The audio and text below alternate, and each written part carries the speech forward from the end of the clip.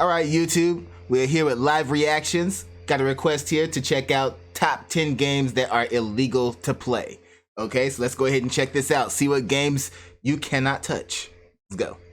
Hello everyone, what is happening? I'm your host Ayman Hassan and welcome back to another video here at Most Amazing Top 10. Now I for one used to be an avid video gamer. I had the PS1, PS2, PS3, I even played a bunch of PC games, and let's not forget all the good old times on the Nintendo DS. But of course there are always some games here and there that cause a lot of controversy, so much so that they end up getting banned. Worse than that, they just become straight up illegal to play. So let's find out more. Just a disclaimer, these games vary. Some are illegal, some are banned, and some have just stopped being distributed depending on what part of the world you live in. I feel like a broken record saying this, but of course, as always guys, like and subscribe to this channel and to Top 10 Hindi videos as well if you haven't already. But enough of me rambling, let's just jump straight into it, she says after rambling for like 30 seconds. This is the top 10 games that are illegal to play. Starting us off with number 10 is Rape Play, and I wish I could say the game isn't as bad as its title or sugarcoat it. Yeah, a title like that's kind of like automatic right there. That's like a no-brainer. It always boggles my mind, like every time we turn around, there's always going to be somebody making a game that's obviously not one that should be made. Like I wonder if in this list they're going to bring up the there was this one game that never actually made it. It was the first game to get, I think what was like the X rating or something like that. It's like a special rating that would just automatically block the game from being published altogether. It was basically like no plot to it. You're just going around murdering each other like a psycho and everything. Like single player, just killing everybody you see. There was no plot, no direction. It was just focused on murder. And it was so graphic that it was just like, yeah, it got blocked altogether. So I wonder if that's going to be on this list. But even with this, it's like, come on now. What were you thinking when you started coding, man? Come on. In any way possible, but I really can't. Rape Play was a 3D erotic game made by the Japanese company Illusion and was released in 2006. It would have to be a Japanese company that did that. The game is single player and the story is quite short and quite horrendous. You play as the main male character, Masaya Kimura, who basically gets arrested for groping a woman on the train. He then decides to stalk that girl who reported him and her sister and mother and rapes all three of them. There are two possible endings to the game, but thankfully both result in Masaya dying. Surprisingly, this game wasn't banned straight away, but 3 years both endings result in him dying. Was that their attempt at morality or something? Failed miserably. No. Years after its release, a member of British Parliament got the game banned and got Amazon to remove it from its website. And I mean, it's pretty self-explanatory as to why, because with a name like that, how do you even make it to Amazon? I swear, it makes you question people, man. Promotes this violent behavior, so let's just move on to the next one. Coming in at number 9 is Manhunt 2. Released by renowned developer of controversial games, Rockstar Games, released a sequel psychological horror stealth video game back in 2007. Now see, this one doesn't sound too bad because we have titles that sound like this, but let's see the context. Why did they have to remove it? The game follows Daniel Lamb, a mental patient who suffers from amnesia, while trying to uncover who he really is, and Leo Casper, who's a sociopathic assassin. The game focuses on stealth attacks, which usually come in the form of attacking the person from behind, undetected, and there are 3 levels of execution, each more gruesome than the previous one. The sequel includes using firearms for executions and using objects around the player like telephones or toilets to also execute the victim. In the first one, you could also even suffocate your victims with a plastic bag. Despite this game ranking number 1 in the Gamer Angst's list of top 25 goriest games of all time, this game had mixed to positive reviews. However, the game was just deemed as way too gory. It was refused classification in the UK, and even after Rockstar went back and added some filters to the gore, like removing all but 2 decapitations in the game, that's an improvement, I guess, it still ended up being banned from sale in South Korea. Wait, how many decapitations were there in the first place? It sounds like if you brought it down to 2, what was the original max? That's what I want to know. Korea, Germany, Ireland, Kuwait, New Zealand, and Saudi Arabia. Seeing the screenshots of this game, it really is gore to the max, and I'm not one that's really disgusted by gore, but it's a lot. At number 8 now, we have Grand Theft Auto. Now, I've played GTA 5 and San Now this is classic. This is classic because I wanted to bring up the fact that they kind of did it to themselves, but it was like the perfect marketing scheme.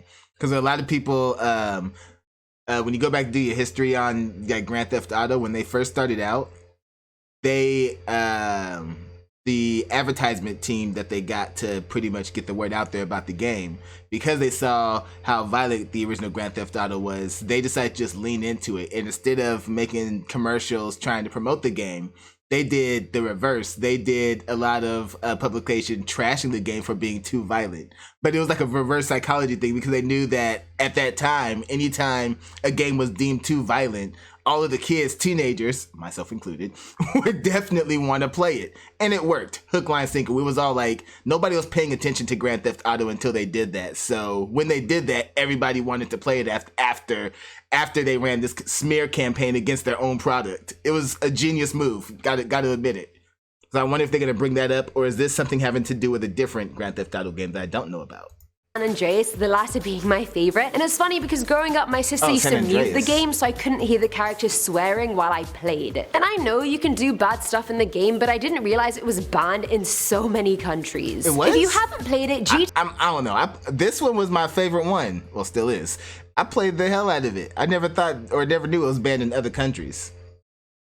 GTA has you playing as the main character and you complete missions and achieve your objectives in the story. But when you're not playing the story, you're free to roam around the world you're in, free to run over people if you want, fight with whoever you want, just you name it, you can do it in GTA. The game does have a lot of violence in it, as well as general mayhem and sexual content. Way back in 2008, a man called Paul Wachino was riding in a cab in Bangkok, and when it was time to pay the cab driver, he stabbed him to death, citing GTA, saying killing seemed easy in the game. The game was banned in Thailand after that. Behind one guy. So this is the kind of thing that bugs me, because it's like they'll take the example of like that one incident and be like, oh, this game is so horrible, look what it's influencing people to do. But when you compare that to the millions upon millions upon millions who've played the game, if it was really that influential to make people do bad things, how come it was just a person here or a person there? Sometimes you just gotta look at them and be like, okay, they're mentally disturbed. We need to do something about this person. But they always go in the wrong direction, blaming the wrong source. Components of the series are also banned in Brazil, China, Japan, Malaysia, Saudi Arabia, South Korea, and the UAE. Filling our number 7 slot is basically Standoff. Originally titled Active Shooter, already problematic, the first-person shooter game was developed by Russian game developer Anton Makarevsky and was originally set for release in 2018. The plot— I hope he got admitted. I hope they checked him out, because that's not something that you normally do. No. The game is pretty simple. The setting is a school shooting, and you can either take the role of the active shooter or a SWAT team member responding to an SOS about the event. As the player, you can choose whichever weapon you'd like knives, guns, grenades, etc., and your death toll of police and civilians is tallied live on your screen. I feel like this is such a horrendous idea. I don't know why Anton even thought this would be a good premise for a video game, but anyway, this game obviously attracted a lot of controversy. Parents of the Stoneman Douglas High School shooting victims got 100,000 signatures while petitioning against it. The game was cancelled and the platform was removed. This is one example of, yeah, this deserved to be banned. Like, now. From Steam as well, and good riddance. Now at number 6 is Gal Gun Double Peace. Now this game is a rail shooter Bishoko game developed— I'm not gonna lie, I've played this one.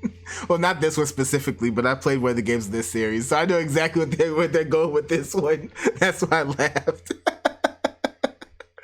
Oh, by Inti Creates, and it was released in Japan in 2015 and worldwide the following year. And fun fact, it's every one of these is on the Nintendo Switch right now. Even though it's banned, it's ready available in a lot of places.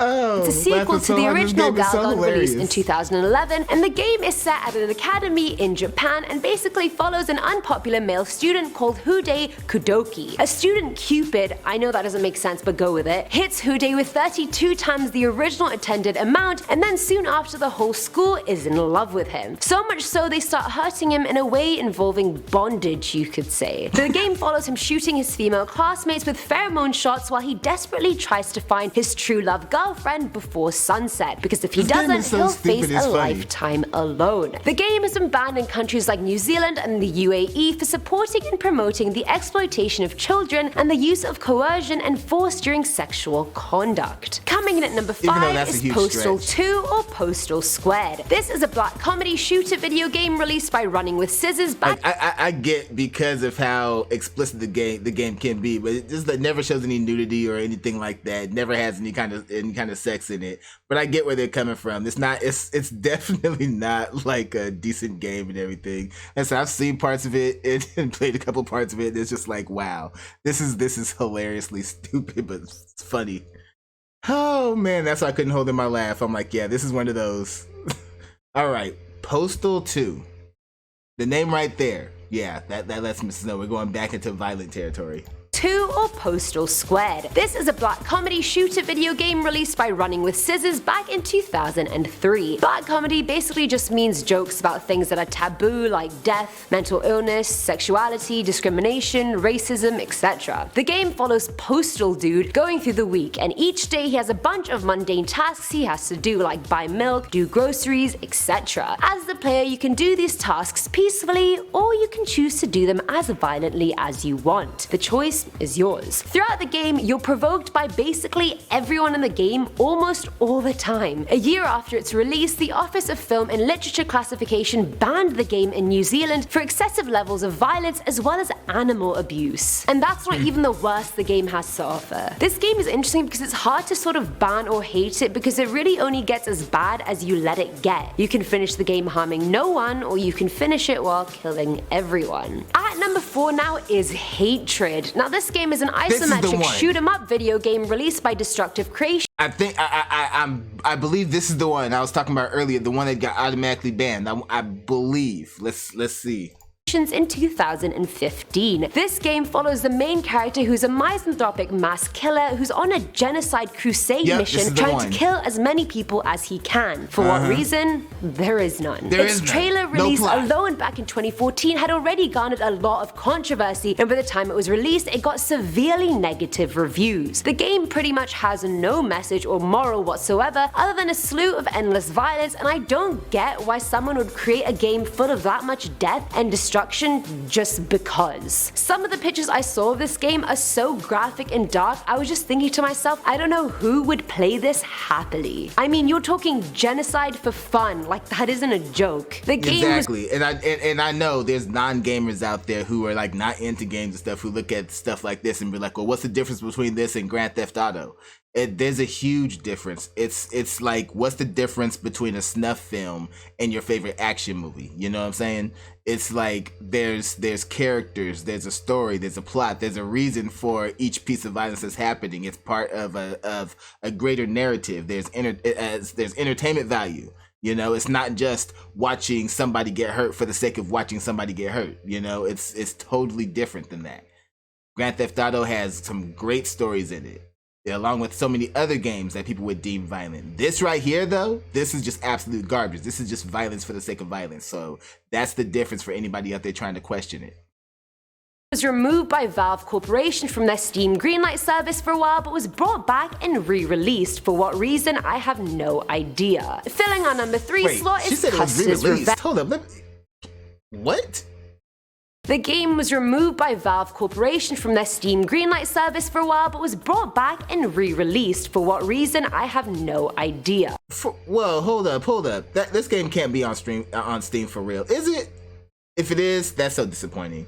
This game needs to be permabanned. Filling our number 3 slot is Custer's Revenge. Now this game is old. I'm talking released in 1982 by Atari, 2600 old. This game is an adult video game with the main character being General George Armstrong Custer, who is famous for being a commander in the American Civil War and for his colossal defeat at the Battle of Little Bighorn. The player of the game controls Custer wearing absolutely nothing but a cavalry hat, a bandana, and boots with a very noticeable erection. Your obstacles in the game are arrows being thrown at you, and your aim is to— You know you did too much when they gotta blur out your 8-bit pornography. That's when you know you went over the top. You know how hard it is to be explicit with 8-bit? Y'all was Avoid over the top. arrows and reach the other side of the screen so you can have sex with a Native American woman tied to a pole. Yeah, you heard that right. The original game was packaged as not for sale to minors, and it sparked a lot of controversy, and rightfully so. Exactly. Anti-sex feminist Andrea Dworkin even claimed it physically generated a lot of gang rapes of Native American women. There's no empirical data to back up her claim, but many cities really wanted to ban the game, but only one. And yeah, is there people like, well, it doesn't happen everywhere. Well, what all places are there Native Americans? Let's be honest here. So the fact that it even happened a few times once is too much. You know, I don't know, people, man. Why would you even? That's the objective of the game. Some people are sick, ended man. up doing it. Shout out to you, Oklahoma City. Now at number 2 is the Guy game, and from the title you can maybe see where this game is headed. Maybe. Yeah. The Guy game was an adult video game made by Top Heavy Studios, and it was actually the first and last game. This one, the Guy game, should be #1 spot. This one right here. Oh wow. Okay, let's see what this is all about. We already know where this is going with this particular one.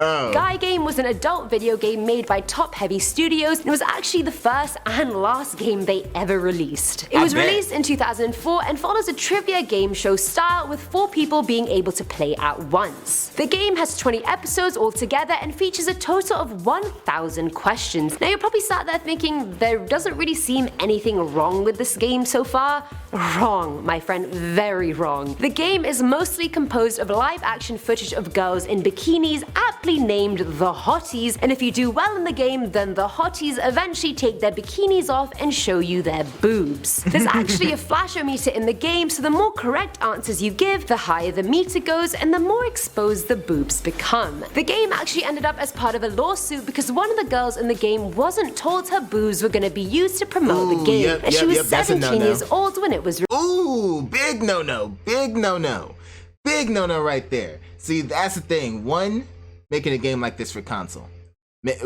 First of all, make it. Wait, was it for console or just for PC? I don't know what it was on. But for one, just making this game right out, you know you're gonna go into that very iffy territory. The way you got to be really, really careful, and then you're gonna make a mistake like that. Yeah, that's the end of your entire company, your career, everything after that.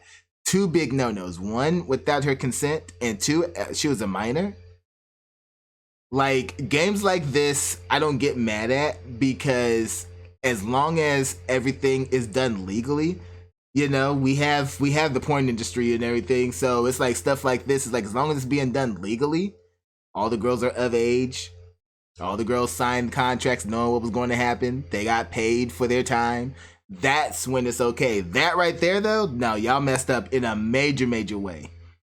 And I bet internally, what happened, it was probably one of them who thought, oh yeah, she'll never find out, she doesn't play video games, and then just take the whole company behind his dumbass decision. I bet you that's probably what happened on the inside and everything. That's usually how it goes. One dumbass messes it up for everybody. So, but no sympathy right there. No sympathy. Y'all messed up in a big way. Recorded, thus making her underage. The game was removed from the market real quick, and now it's a distant dream or nightmare. Most likely a nightmare. And finally, at number 1 is Sad Satan. Already the name is weird enough, so you can imagine what's about to follow. Wow. This was a PC game published by ZK. Wait, this last one is also the next suggestion. Wait.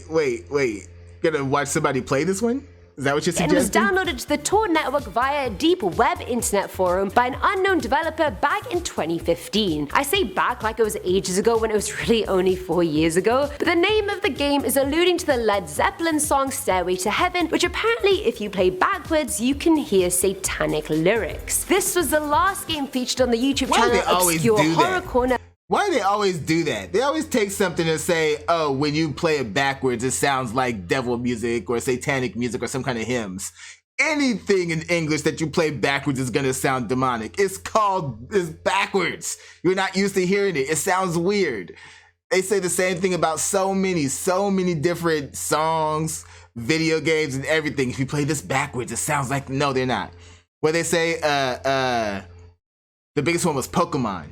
Pokemon. There was like a whole bunch of hyper-religious people who tried to say that Pokemon was devil worshipping, and if you played the the original Gotta Catch 'Em All song, the Gotta Catch 'Em All, Gotta Catch 'Em All, it actually says all hail Satan. It's like, no, it doesn't.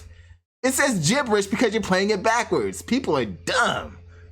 Oh, wow. Oh, Internet Mysteries, the backstory. Okay.